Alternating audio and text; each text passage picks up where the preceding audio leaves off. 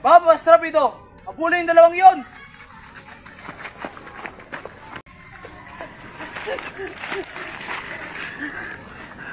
Kailangan natin makatakas dito, Ginoong Ibarra. May naisip akong paraan. At kailangan natin magpahit ng damit.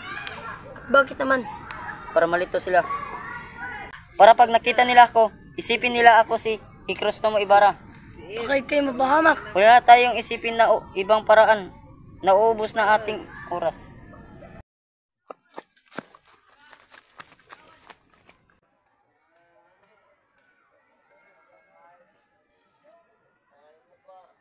Habulin yung dalawang yon!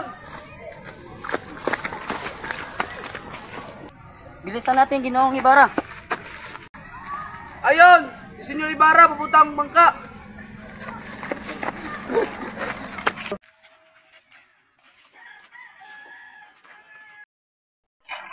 Tulak natin ito, Ginoong Ibarra. At magtago ka sa ilalim pala kapag hindi ka makita.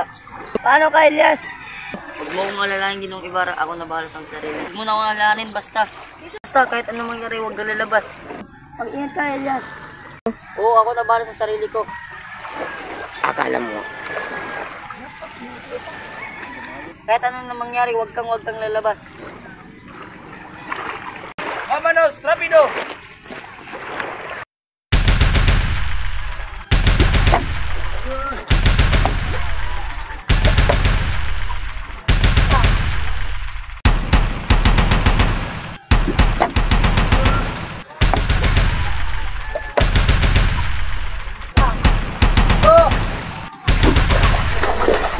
Alam mo siguro, di kami sentado. Senyor Ibarra.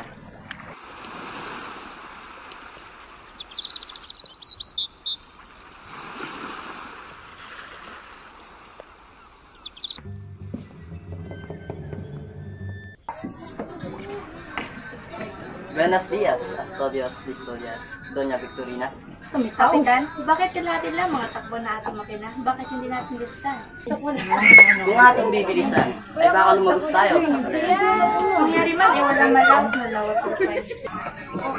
Unas ay napakadali.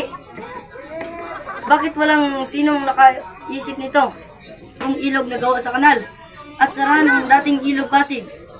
Ngunit Ginoong Simon, ngunit saan ka kukuha ng sapat na pondo upang ipambabayad sa mga manggagawa? Hindi na kailangan doon sa kustodyo.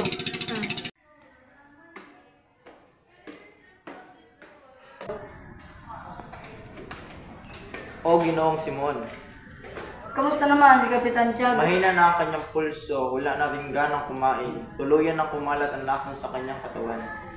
Ano ba ang pakay mo, Ginoong Simon? Naparito ako sa dalawang bagay. Ang kamatayan mo o ang kinabukasan. Sa panig ng inaapi o sa panig ng iyong bayan. Sa panig ng umaapi o sa panig ng inaapi? Yan ang hindi ko alam. Magpasya ka.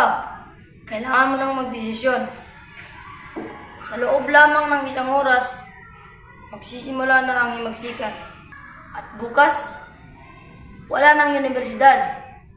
Wala nang mag-aaral at wala na ring maghihirap. Ngunit ang paghihimagsik ay pagtitiwakal. Ngunit paghihimagsik lang ang tanging pag-asa. Nasa karunungan ng pag-asa, subalit ang karunungan lamang ang siyang walang kamatayan. Sa pananalig sa karunungan at salitang pag-ibig sa bayan ay magkaroon ng kahulugan. Nawawalan ka ng prinsipyo at sariling pangkatauhan. Nakikita ko sa iyo na hindi ka isang Pilipino, kundi isang busabos ng Espanya.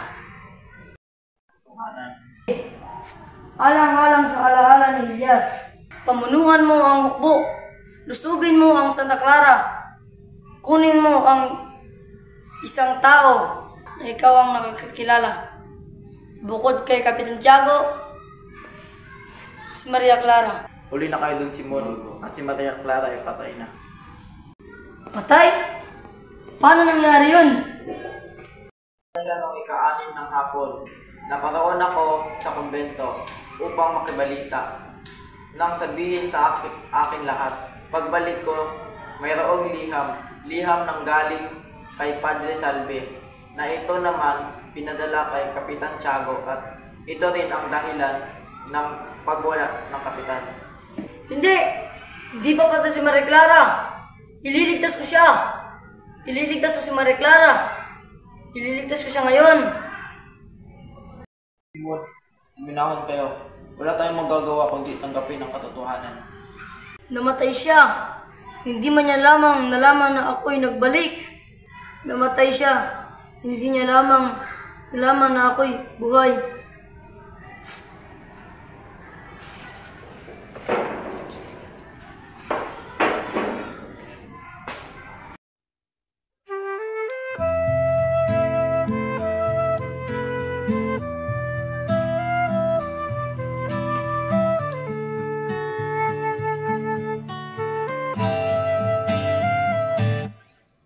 Tungalay kong arana para sa dalagang walang kasing ganda. Amoy rosas ang alimuyak kung nanaisin ng tadhanang mapalin lang. Di hahayaan